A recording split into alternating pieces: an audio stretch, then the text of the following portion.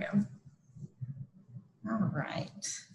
So again, we just want to welcome everyone and say thank you so much for your interest in LSU's online Master of Arts in Education with a specialization in higher education administration program. My name is Nikki Brandy. I'm the learner concierge for the higher ed admin program. And today you're going to hear from our higher education faculty, your enrollment concierge, and your learner concierge. You're going to get answers about admissions, application, and curriculum. And at the end of the webinar, we'll open it up for a question and answer session. Let's go ahead and start by meeting the team. Hi, Dr. Paul Manthe. I'm the online programs coordinator, and I'm the academic advisor for students after their program. Great, thank you so much, Dr. Manthe. Also with us, we have Dr. Blanchard. Dr. Blanchard, would you like to go ahead and introduce yourself? Sure. Hi, everyone. I'm Joy Blanchard. I'm one of the faculty members here on campus in Baton Rouge. I also teach a couple of the classes online, and I am the overall program director for the higher education graduate programs, which include online and on campus, as well as the PhD program. Perfect. Thank you so much. Also pictured in this slide is Lois Stewart. Dr. Manthe, can you, or Dr. Blanchard, can y'all tell everybody what Lois's role is? Sure. So Lois is the administrative program specialist. She's the one that assists with all the paperwork, processing it, and is the liaison for the paperwork with the graduate school. Perfect. Thank you so much. Also here with us, we have Courtney Kirshner.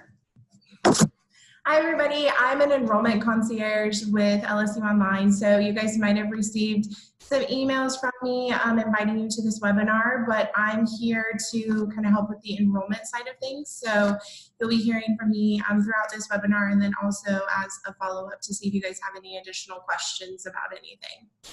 Perfect. Thank you. So why do we think LSU Online is so special? LSU is in the elite 1% of all research universities as a land, sea, and space grant institution. With that, we're able to recruit top-tier faculty, and much of the faculty that teach our on-campus program also teach our online programs. We are the state's flagship university. Your diploma will read the same as our on-campus students as Louisiana State University and Agricultural and Mechanical College. There's no differentiation between on-campus and online. So it won't say world or global or online, anything like that. There's no residency requirement, so your in-state and out-of-state are going to pay the same tuition. And you will also have your own personalized learner concierge. And as your learner concierge, you'll have a direct point of contact here on campus from the time you submit your application all the way through graduation. My role is to help ensure that you submit a completed application with all your necessary documents. I'll also act as a liaison between you and the other departments on campus. You'll receive from me any updates, calendar reminders, anything like that, and just any sort of support that you need throughout your academic career. But two things I cannot do as a learner concierge: I absolutely cannot provide any sort of academic advising or financial aid advising. So what makes LSU Online's higher education program so special? There are several factors here. It is taught by distinguished and nationally recognized faculty of the LSU College in Human Sciences and Education. Many of the same faculty, like I mentioned before, that teach our on-campus courses also teach our online courses. The program is 100% online and asynchronous, so that means you don't have to log in at a specific time to be present for a live class or a live lecture. We do have 6 start dates a year with rolling admissions, so you're going to find out as soon as we have all the information and they've completed the evaluation process of your application, you will get a decision. They won't wait until your elected start date. We also have an expansive alumni network and world-class professional resources. And Dr. Blanchard, would you like to elaborate on the alumni network and the faculty? Sure. So as far as our alumni network, I mentioned earlier that we have online and on-campus programs, which include both masters online and PhD on campus. And so as far as alumni network, we do have a listserv where we keep in touch with our alumni and people across the profession in various functional areas are constantly informing one another of open positions. And also we are present at many of the major conferences. And so, for example, last year, LSU's Division of Student Affairs hosted a networking reception at NASPA, which is the largest student affairs organization in the nation. Last year, our college had a reception at AERA, which is the largest academic research-based conference for all education in the nation. So there are certainly opportunities either via our listserv or when you're attending conferences to interact with alumni of our program. And there's certainly ways that you can connect to our alumni network in order to learn about potential career opportunities. And then I believe the next slide can provide a little more info about our faculty. So as Nikki mentioned earlier, our on-campus faculty also teach online. There aren't many Research One programs who offer an online master's in higher education. And also what's unique is that we that those of us who teach on campus also teach online. Of the faculty here on campus that teach online include myself, and then you'll see the next 2 listed, April Chen and Ashley Clayton. I research issues related to higher ed law. April Chen researches issues related to international students and community college success. Ashley Clayton also has published extensively related to college student access. The 3 of us graduated from top 10 PhD programs in the nation, so we're able to bring our scholarly expertise and training to our online classes. I won't read for you the rest of the names, but I'll just kind of spotlight some of the other names. So we also have faculty outside of the higher ed program who teach. Kim McGregor is one of our research faculty. Jennifer Curry and Emmerich Cesar both teach in our counseling program. We have the current Dean of Students who teaches our Intro to Student Affairs course, a retired college president, Ed Leonard. He has retired to New Orleans and teaches in our program. Previously, he was president at 2 small private institutions.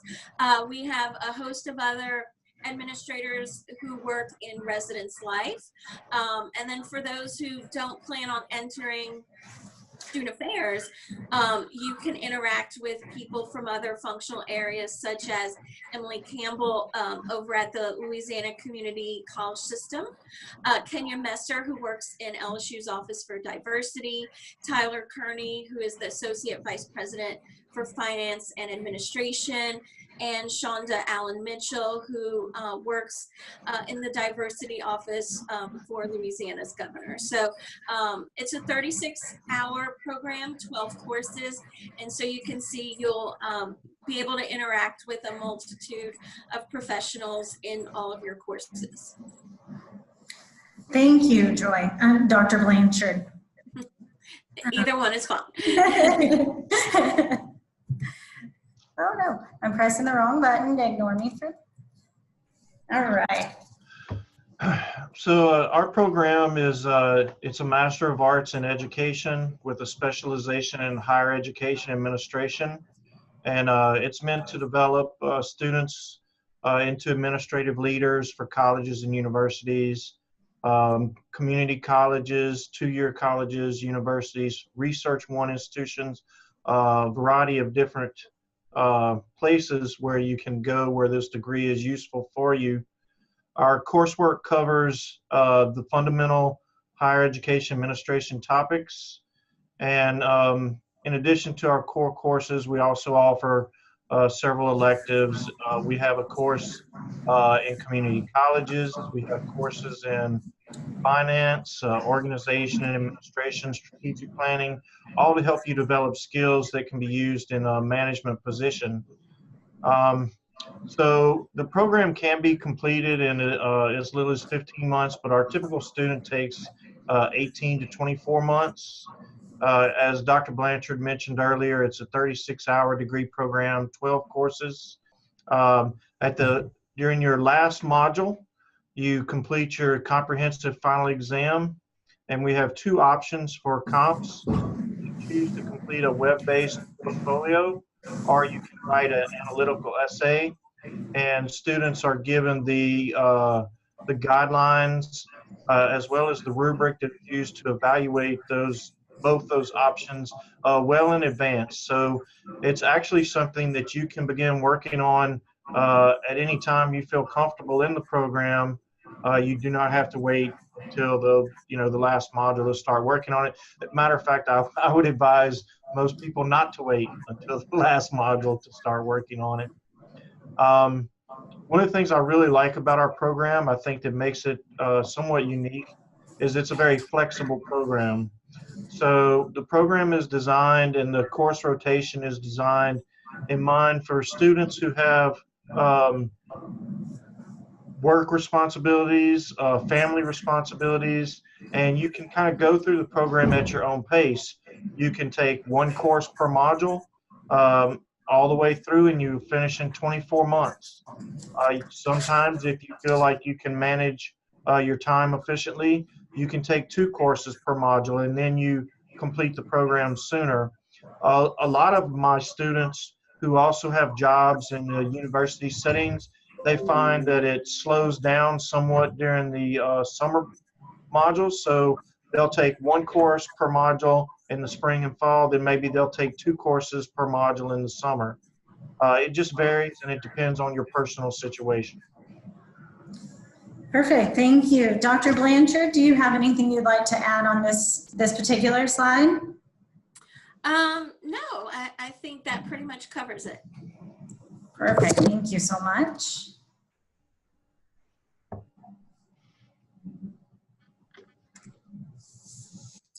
Okay, so as part of admissions requirements, and Dr. Blanchard and Dr. Manthe, if you at any time during these next couple of slides, if you guys want to add anything that's like more department driven, feel free to kind of add it in.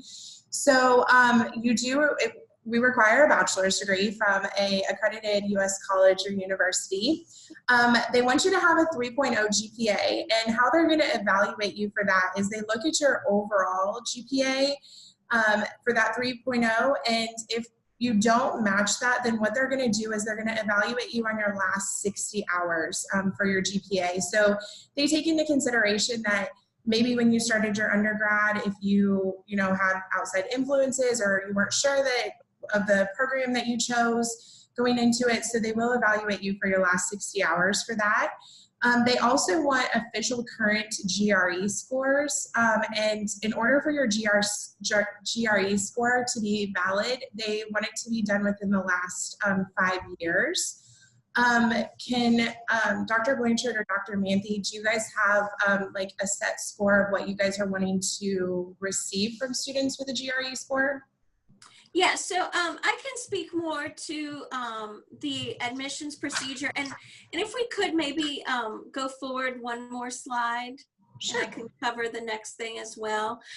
Sure. So we have a three-person review panel for all applications, and what was previously mentioned are not just program-specific requirements, but those are requirements of the LSU Graduate School at large. So yes, we do look at official transcripts from your undergraduate degree, and also if you have completed any graduate work. Some of our students have an MBA or a JD.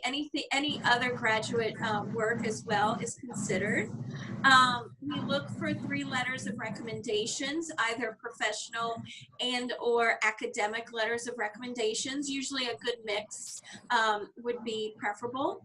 An official current GRE score, and I'll get to the waiver in a moment, a professional resume, statement of purpose so that we can understand why exactly you want to pursue this degree.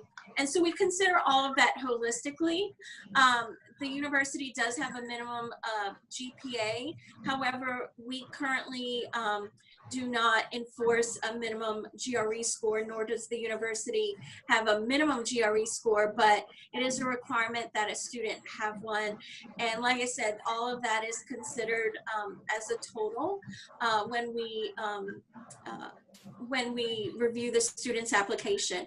As far as a request for waiver, and I believe that might be the next slide, I can speak to that. So once again, this is something that was approved by Faculty Senate and is an LSU-wide policy that we follow. Is in order for a student to not have to take the GRE to enter, in addition to the minimum 3.0 GPA, the student needs to have 2 years full-time work experience in a post-secondary setting.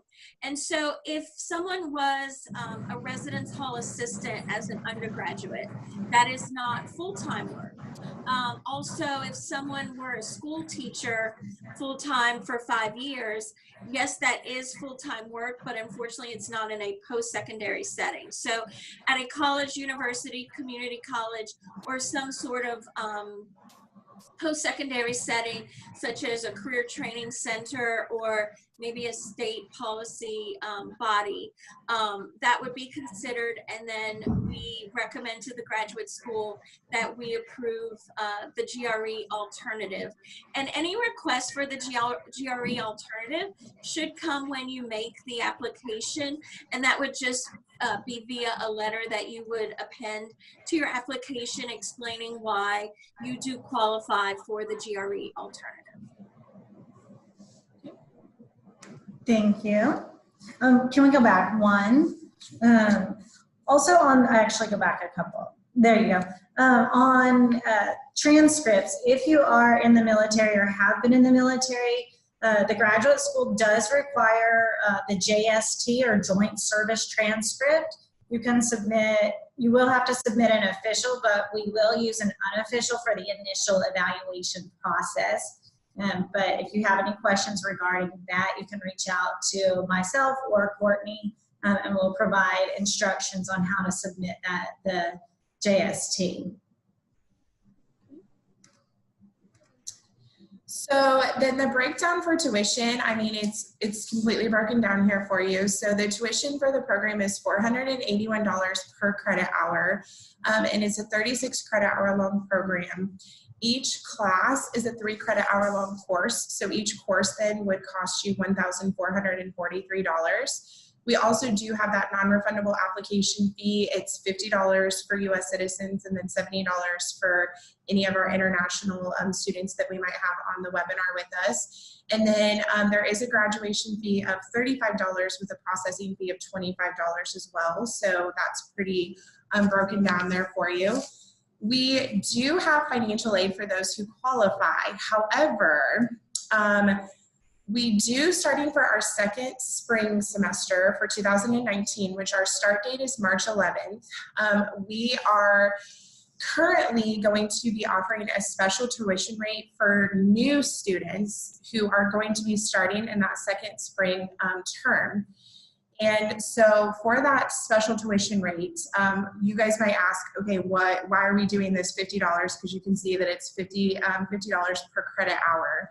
And so why are we doing that? We are doing this because as we are setting up a structure to support and grow our online programs, we have to align our on-campus with our online calendars through our financial aid. And so we're offering this special rate only for the second spring term, and it's only for new students. So to ensure that we're removing any barriers that might be caused by this term change, we can't offer any financial aid for any new students that start. So because of that, your first class will be $50 per credit hour. Meaning that your class would cost you $150 because it's a 3 credit hour long course. So that's just for your first class. If you were planning on taking 2 courses, so if you wanted to be a full-time student and take 2 courses, what we will do is we will get you in touch with financial aid along with the bursar, and we can work with you to carry forward the cost of the second course and either set up a bill payment plan, or we can counsel you on whether, well, we can't, but financial aid can counsel you on whether you'd be eligible for financial aid for the 2 summer terms and help use that financial aid to then cover part of the cost of your balance. So we wanted to let you guys know that financial aid is available, but for our new students who are starting for second spring, for that March 11th, you will get that special price of that $50 per credit hour, which is pretty awesome. And we do have on here, apply today, because that's a great price. We absolutely want you, if you're interested in the program, to get your applications in. But the deadline to apply is actually February 11th. Yeah, so we need to fix that, but that's okay. The application deadline is actually February 11th. You don't have to apply today to get that special fee, but we want you to get that application going. So definitely get that started if you want to get that special fee for our new students. Oh, and if I can just interject for a moment. Sure. You are mentioning, you know, that the application deadline is February 11th. For a March 11th start date. Students should just note that it does take some time. When you apply, it actually doesn't come to the higher ed program. It goes to the LSU graduate school, and then they confirm the validity of the official GRE score and the transcripts, etc. So it sometimes takes a few days, maybe even a week or so, to make its way to the faculty review panel.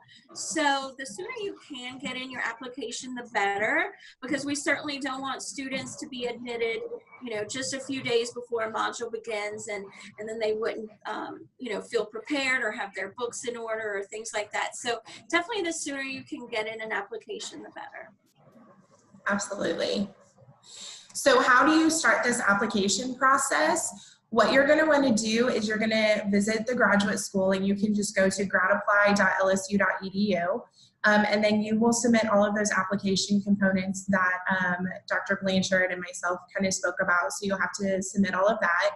You can, within the platform where you submit the application, you will get a login. So if you by chance get in the middle of it and you're like, oh shoot, something came up and you need to leave, everything that you've done so far in the application will be saved. But just note that that information does not go to the graduate school or to the department until you submit the $50 application fee or the $70 application fee for students. But we also have a fee waiver available if for any students that might be interested in that, especially for our military students, if we have any military students that happen to be on the webinar today. But you can always reach out to your learner concierge in Nikki or the enrollment concierge myself. And Miss Sarah also is on here as well. She's also an enrollment concierge that might be working with you, and we can get you to the proper place of where you can find that fee waiver information you need to do in order to be eligible for that fee waiver for the application fee. On this next slide, then we just have some term dates and application dates. So like we've been discussing today about how we have 6 different start dates throughout the year. This kind of outlines the start dates along with the application deadline. So we have the March 11th with the February 11th deadline on there if you want to get started with us for second spring. And then we have our first summer, May 6th, with that application deadline of February 15th, and then so on and so forth if you were wanting to start later on throughout the year. So the application deadline is about 1 month, but like Dr. Blanchard said, the sooner you can start that application process, the better, because it does take a little bit of time to get your recommenders in and make sure all your transcripts are in place and all of that. So the sooner you can start and get those applied, absolutely the better.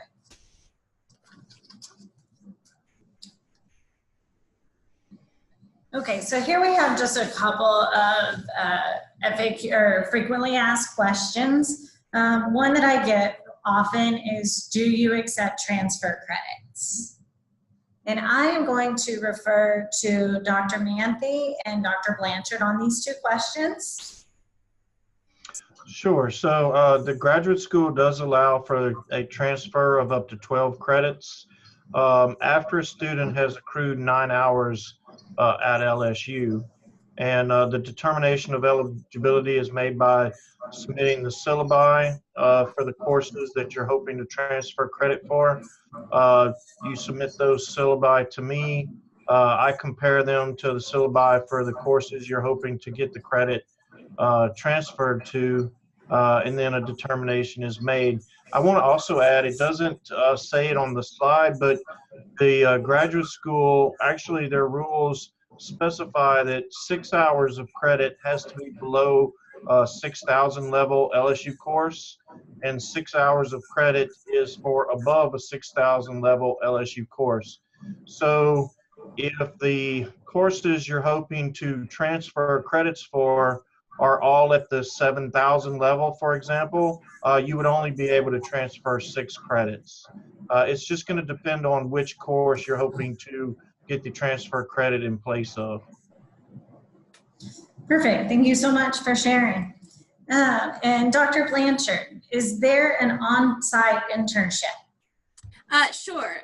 So to discuss that, so higher education is not one of the fields in which we go through an accreditation process, such as law schools, medical schools, counselor programs. But we do have a body called the Council for the Advancement of Standards, and they do recommend that every master's in higher education administration offer an on-site internship, so to speak, that there be a certain number of hours in a practicum setting.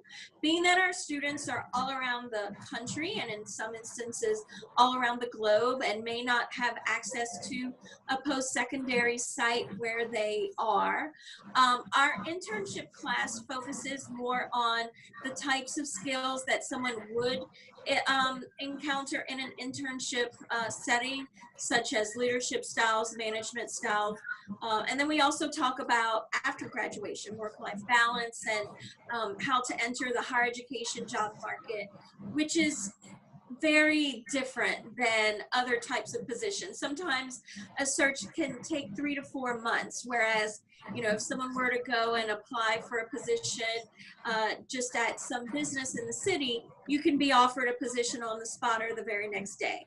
That does not happen in higher education. So we learn about the very specific processes related to higher education searches. But in lieu of an on-site internship, it is important that all students have experience in a functional area of their choosing. So I teach the practicum course, and so students have a shadowing assignment where they can either go for a day or they could break it up into 2 half days, and they would shadow someone in an administrative position of their choosing, whether it be orientation, academic advising, perhaps a bursar's office. There's dozens of functional areas on a college campus, and so the student would have the opportunity to select their shadowing experience and do some reflection and research on that particular functional area, which serves as an adequate replacement for the internship. Perfect. Thank you so much. So Here you have our contact us now screen. Again, we want to reiterate that the application deadline is February 11th, 2019. For our second spring 2019 start date, March 11th. You can reach out to your enrollment concierge, and Sarah or Courtney, both numbers are listed below. And so at this time, we're going to open up the remainder of the webinar for a question and answer session. Just type in your question. I will read that question out loud, and we will refer your question to the proper person who can give you the best possible answer.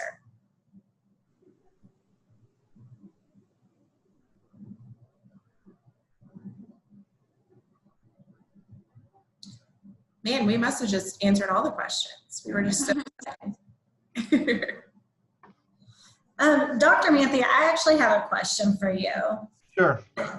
When should students or applicants reach out to you? Is there a point in time that you recommend that they reach out specifically to you?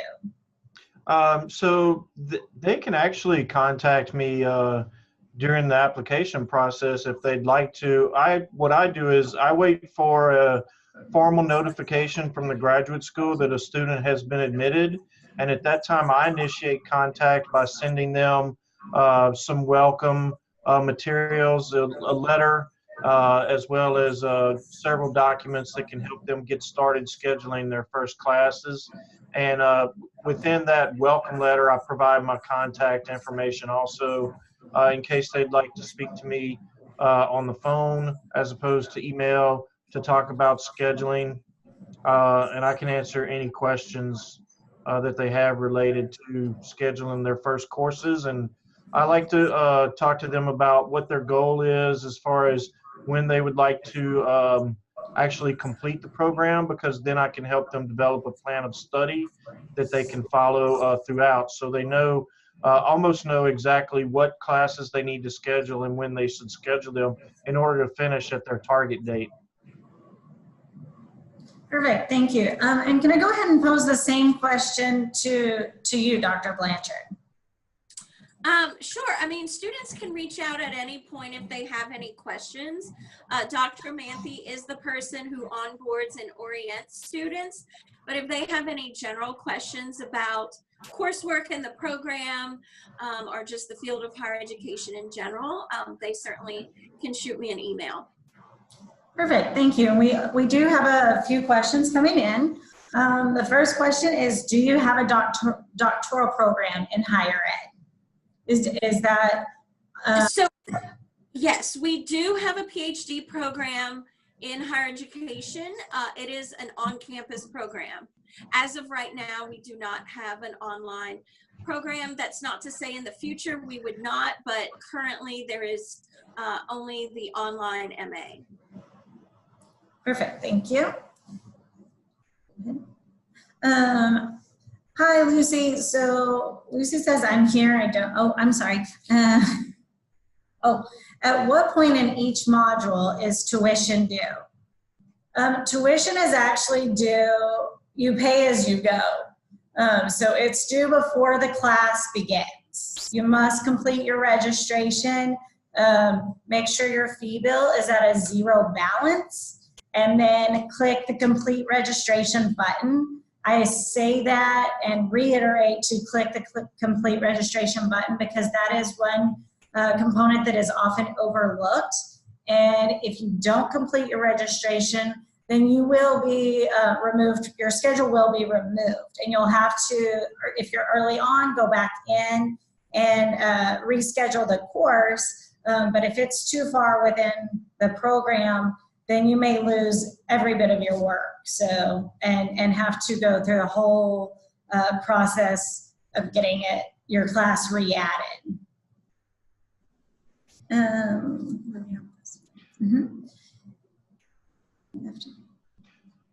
So it looks like Lucy had a question. I can see it on my screen.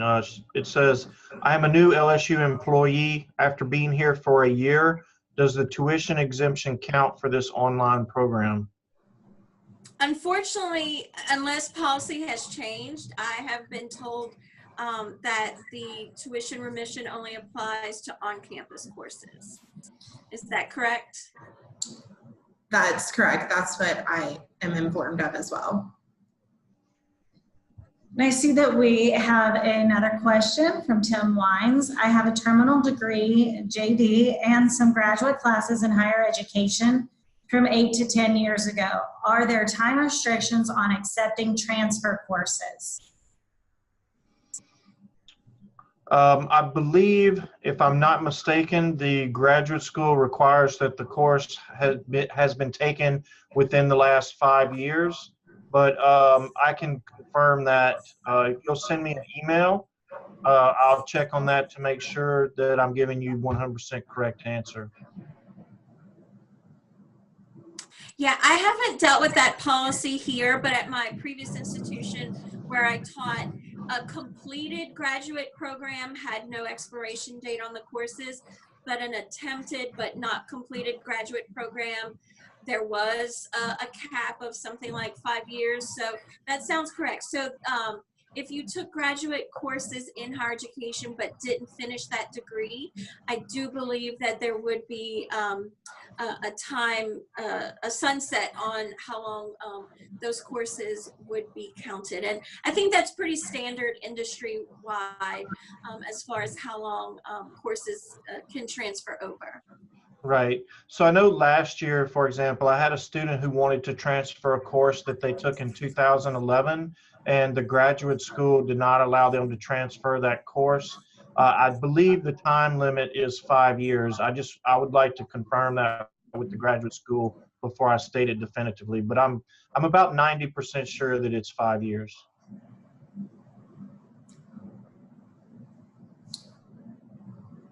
Thank you. Do we have any other questions? Nope, we do. Is the current $50 per credit hour for your first class something that may be continuously implemented in the future, or is it a one-time deal? It is just a one-time, just for this second spring start, and we're only offering that because no student is eligible to get financial aid because of the restructuring that we're doing. So once we get past this second spring term, then financial aid will be available. So it will go back to the traditional price after we get past this second spring. Thank you. Do we have any other questions? Make sure that nobody came down below. I'll give just a couple more minutes for any additional questions. There was something I didn't mention previously that I think is important to mention is sometimes in online programs, there is no cap on enrollment. But because in our courses we want to provide as much feedback and personal attention as we can, our courses are capped at 20 students. And so it's not as if you're, just logging in, reading things, and you never hear back from your instructor. You can anticipate to get a good bit of feedback, just as if, our on-campus courses are generally capped at 20. So we do the same thing for online because we want that experience to be just as valuable as our on-campus students. We don't want there to be any type of differentiation between the two. The two experiences are as equal as we can make them.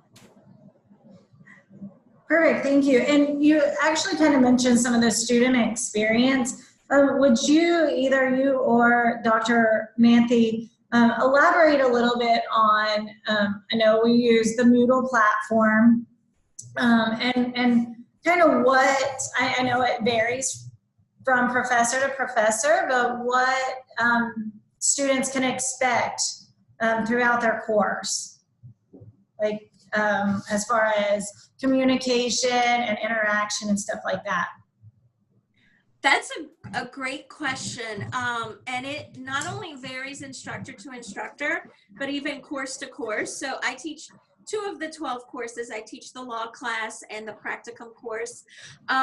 So typically in the law class, I record lectures, and the students have access to my notes and all of those things for when they do their assignments. The practicum course is it's not as fact-based, so I don't need to lecture per se, but I engage the students in online discussions of readings, and they share with each other their own professional experiences and their own views on professional philosophies. So for example, I know that Dr. Leonard, who is a retired college president, who also has an MBA and used to work in finance, he utilizes, and I don't even know the name of it, but he utilizes a pretty sophisticated computing technology to assist students in developing their own department and structuring a budget, et cetera, et cetera. So there really are a lot of tools that we can use as instructors, not just posting readings, but we can do video lectures. We can use outside technologies. We can use classroom discussion forums. So there's various ways that students can interact, not just with the instructor, but also with their classmates. And I was just going to mention also, many of the instructors use an online forum or online chats, posting boards. I know, for example, Dr. Cesar also in his course, which is on interpersonal communication, he posts video responses to questions that his students send him. So, everybody does it a little bit different, but there are a variety of different methods that are used, and I think that it makes for a positive learning experience for everyone that's involved. Awesome. Thank you. All right, any other questions?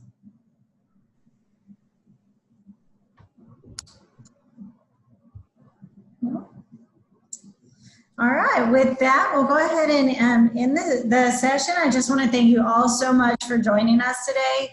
Dr. Blanchard, thank you for joining us. Dr. Manthe, thank you also for all your participation and your help. We also have learned so much from you. Thank you again, and have a wonderful week. Thank you, guys. Thank you. Bye. Bye.